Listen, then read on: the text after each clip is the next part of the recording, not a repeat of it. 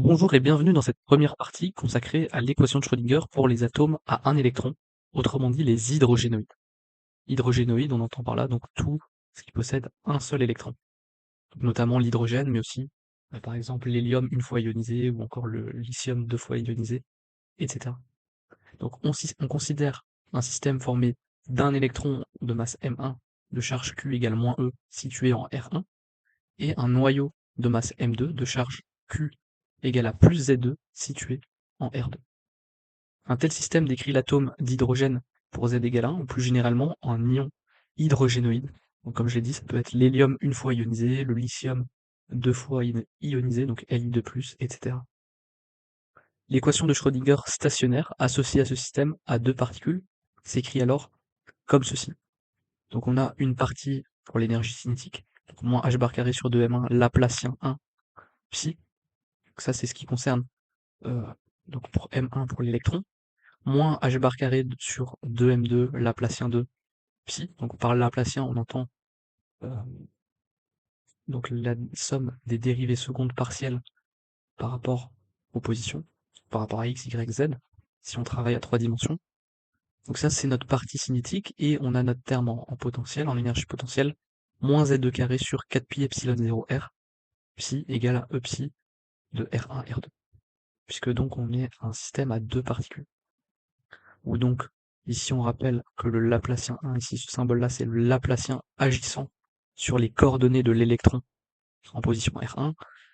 Laplacien 2, c'est le Laplacien agissant sur les coordonnées du noyau, position R2.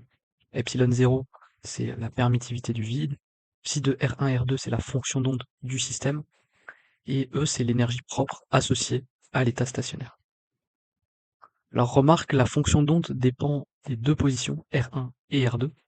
Comme chacune possède trois coordonnées spatiales, la fonction d'onde dépend donc de 6 variables. Parce qu'on a R1 qui est décrit par les trois coordonnées d'espace x1, y1, z1, et la position R2, donc on a bien des quantités vectorielles ici, qu'on peut mettre des petites flèches au-dessus, et R2, donc désigné par les coordonnées x2, y2, z2, donc on a un problème quantique à 6 dimensions. Donc si on regarde l'équation précédente, l'équation de Schrödinger, juste ici, eh bien on remarque qu'elle contient trois contributions principales. Les deux premiers termes correspondant aux énergies cinétiques quantiques de l'électron et du noyau. Le troisième terme, dans le membre de gauche, représente l'énergie potentielle d'interaction coulombienne attractive entre les deux particules. Le potentiel coulombien, il est négatif, ce qui traduit l'attraction entre la charge négative de l'électron et la charge positive du noyau. Et dans le membre de droite, on a ce qui correspond à l'énergie totale de l'état stationnaire. Alors, pour simplifier le problème, on va introduire de nouvelles coordonnées mieux adaptées. Les coordonnées du centre de masse et les coordonnées relatives.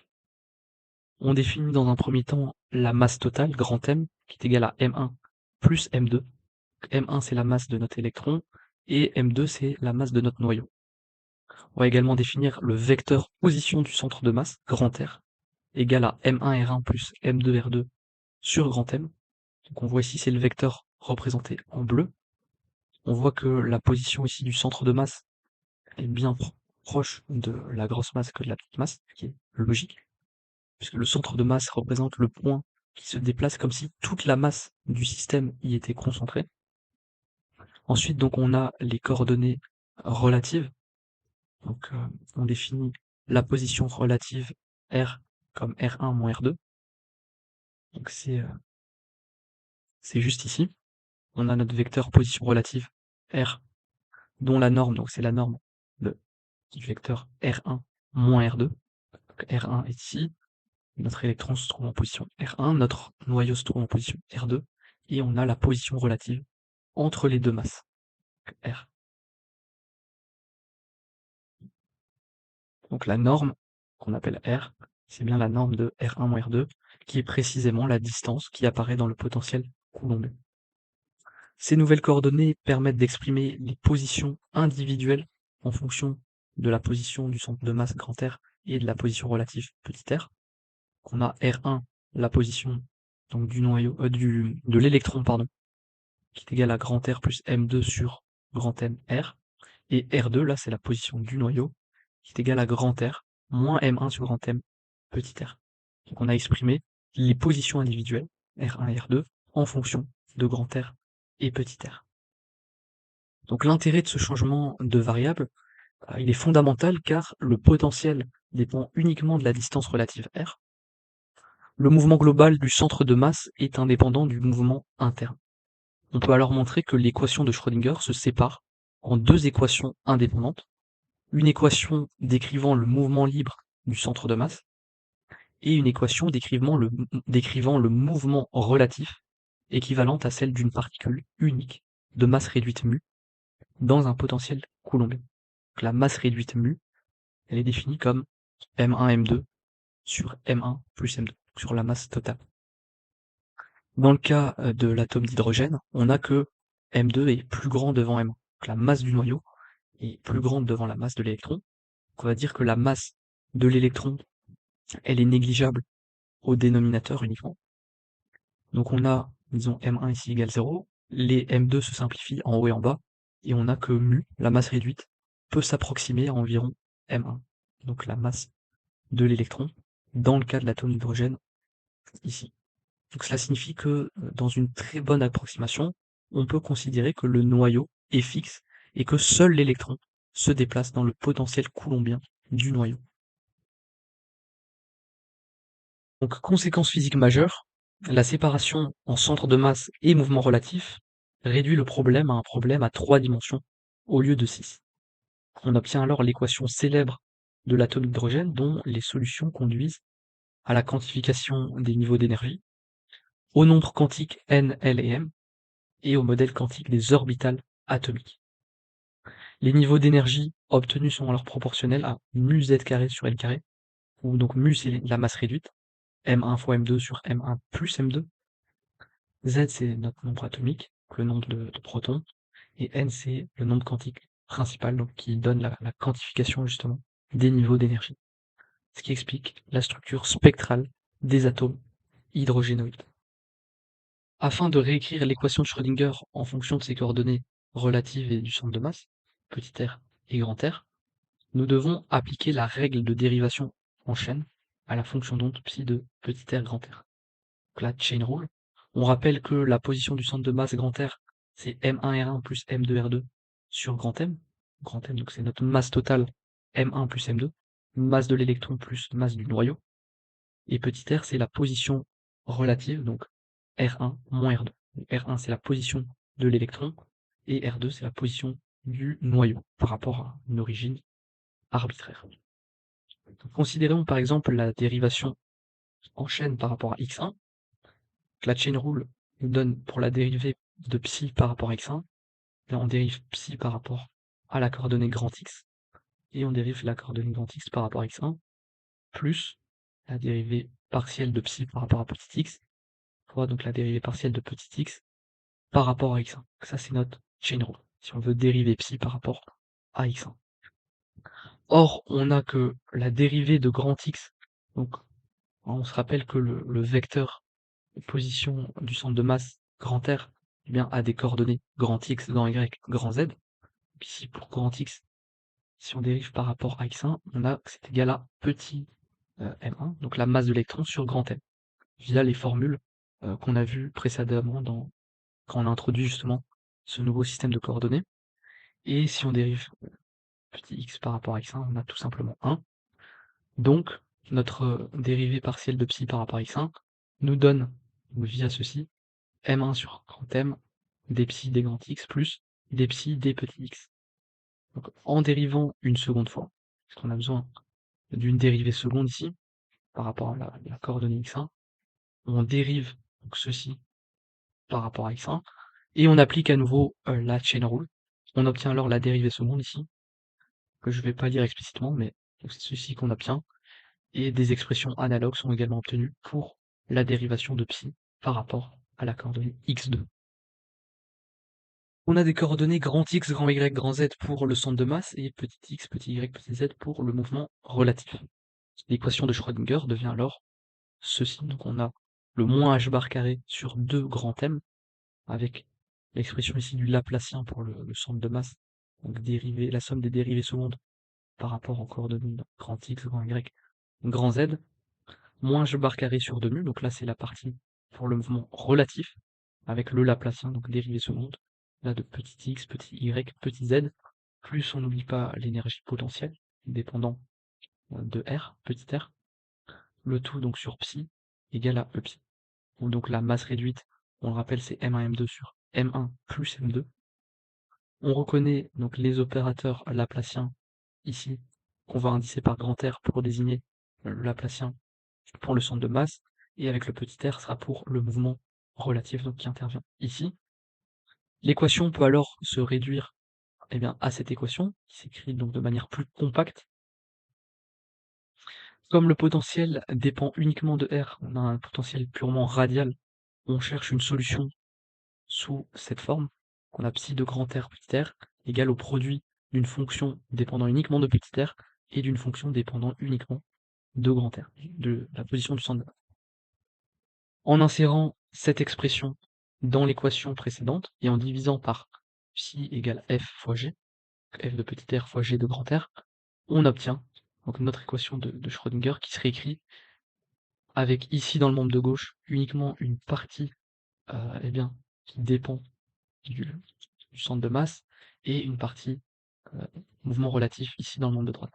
Donc, le membre de gauche dépend uniquement de grand R, tandis que le membre de droite dépend uniquement de petit r. Ils doivent donc être égaux à une constante de séparation. On obtient ainsi deux équations indépendantes, une équation décrivant le mouvement libre du centre de masse et une équation décrivant le mouvement relatif dans le potentiel coulombien. Cette séparation montre rigoureusement que le problème à deux particules se ramène en fait à celui d'une particule unique de masse réduite mu soumise au potentiel radial. On peut alors réécrire l'équation obtenue précédemment sous la forme T1 égale T2 plus T3 plus E, où T1 ne dépend que des coordonnées du centre de masse, grand X, grand Y, grand Z. T2 et T3, eux, ne dépendent que des coordonnées relatives, petit x, petit y, petit z. Donc si on reprend notre équation précédente, on a donc psi est égal à f fois g. On a ici T1, ici T2, T3 et E qui représentent l'énergie totale du système. Les deux membres dépendant de variables différentes, on l'a dit, doivent être égaux à des constantes. On obtient alors, pour le membre de gauche, h bar carré sur 2 grands M, Laplacien de G sur G égale à une constante qu'on va appeler moins EG. Et pour le membre de droite, on aura h bar carré sur 2 mu, Laplacien de F sur F moins énergie potentielle radiale égale à moins EF, notre constante, avec la relation d'additivité EG plus EF égale grand E. On obtient ainsi les deux équations séparées. Ici, notre première équation dépendant uniquement de grand R, de la position du centre de masse, et notre deuxième équation qui dépend uniquement de petit r, la position relative. Interprétation physique, la première équation ici décrit le mouvement du centre de masse. Il s'agit d'une particule libre de masse totale grand M. Sa solution est une onde plane. On aura la solution, donc on cherche G, la forme de G de grand R, donc G de grand X, grand Y, grand Z. Sa solution est une onde plane, donc on a une constante A ici qui multiplie une exponentielle complexe, exponentielle de I KR moins EGT sur H bar. Ici, KR, c'est un produit scalaire entre le K, le vecteur K et le vecteur R, position de centre de masse. On retrouve la solution de dispersion d'une particule libre, EG égale à H bar carré sur H bar carré fois K carré sur 2 grand M.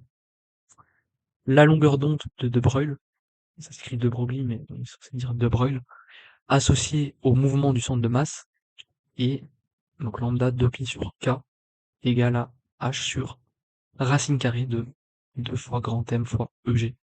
EG donc représente ceci, H bar carré K carré sur 2 grand M. Ce mouvement correspond simplement au déplacement global de l'atome dans l'espace. La seconde équation, quant à elle, décrit le mouvement relatif de l'électron par rapport au noyau. Donc cette seconde équation est rappelée ici, d'un moins h bar carré sur 2 mu, Laplacien indice petit r de F plus énergie potentielle fois F égale à notre constante ici, E indice F, fois F de R. En renommant f de R en psi de R, EF en E, et laplacien indice R en laplacien tout court, on obtient l'équation fondamentale, moins h bar carré sur 2 mu, laplacien psi, plus énergie potentielle psi, égale à E psi.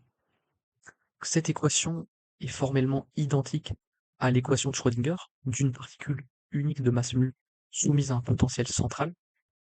Autrement dit, le problème à deux corps électron-noyau se réduit exactement à un problème à un seul corps, à condition de remplacer la masse de l'électron par masse réduite mu égale à M1 M2 sur M1 plus M2.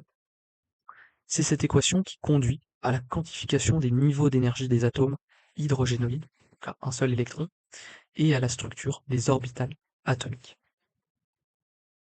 L'équation de Schrödinger pour un atome à un seul électron peut être séparée en deux contributions, on l'a vu, le mouvement du centre de masse et le mouvement relatif d'une particule de masse réduite mu par rapport au noyau, situé en R égale 0 dans le potentiel radial. Comme le potentiel coulombbien et radial ne dépend que de la distance r, le problème possède une symétrie sphérique. Il est donc naturel alors d'utiliser les coordonnées sphériques r, θ, phi. On a montré dans une autre vidéo que la solution pouvait se mettre sous la forme séparée grand R de R fois YML dépendant de θ phi, où grand R c'est ici la fonction radiale, qu'on a une solution pour psi en coordonnées sphériques r θ phi, qui peut s'écrire comme le produit d'une fonction purement radiale, dépendant uniquement de R, et d'une fonction purement angulaire, dépendant des angles θ et phi, qu'on appelle les harmoniques sphériques. On a déjà abordé cette notion dans une autre vidéo. Donc, YML sont les harmoniques sphériques, qui sont répertoriées en fait dans des tables, on connaît bien. L, ici c'est le nombre quantique orbital, et petit m, c'est le nombre quantique dit magnétique. Ainsi, pour un atome à un seul électron, le problème revient essentiellement à déterminer les fonctions radiales, grand R, pour un potentiel coulombbien donné.